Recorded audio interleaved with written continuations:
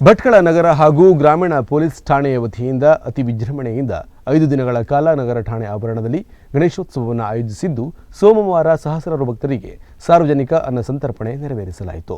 ಪ್ರತಿ ವರ್ಷದಂತೆ ಈ ವರ್ಷವೂ ಕೂಡ 5 ದಿನಗಳ ಕಾಲ ಭಟ್ಕಳ ನಗರ ಠಾಣೆಯ ಆವರಣದಲ್ಲಿ ನಗರ ಹಾಗೂ ಗ್ರಾಮೀಣ ಠಾಣೆಯ ಪೊಲೀಸರು ಜೊತೆಗೂಡಿ ಗಣೇಶ ಹಬ್ಬವನ್ನು ಆಚರಿಸುತ್ತಿದ್ದಾರೆ. 3ನೆಯ ದಿನವಾದ ಇಂದು 1,000ಕ್ಕೂ ಅಧಿಕ ಭಕ್ತಾದಿಗಳಿಗೆ ಅನ್ನ ಸಂತರ್ಪಣೆ ನಡೆಸಲಾಯಿತು.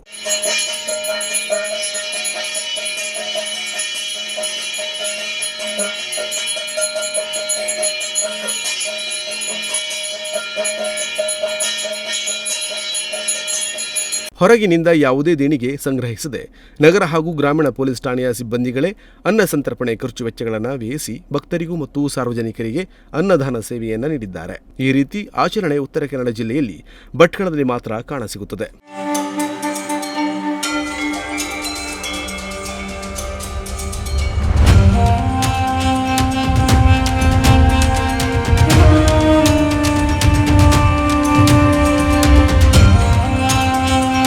ದಿನನಿತ್ಯ ಪ್ರಕರಣಗಳ ತನಿಖೆಯಲ್ಲಿ ತೊಡಗಿಸಿಕೊಂಡಿರುವ ಪೊಲೀಸರಿಗೆ ಈ ರೀತಿ ಎಲ್ಲರೂ ಒಟ್ಟಿಗೆ ಸೇರಿ ಹಬ್ಬ ಆಚರಿಸುವುದು ಸಂತೋಷ ತರುತ್ತದೆ. 3ನೆಯ ದಿನವಾದ ಇಂದು ಮಧ್ಯಾಹ್ನ ಮಹಾಪೂಜೆ ನೆರವೇರಿದ ನಂತರ ಬಂದಂತಹ ಭಕ್ತ ಸಮೂಹಕ್ಕೆ ಅನ್ನದಾನ ಸೇವೆ ಮಾಡಿದರು.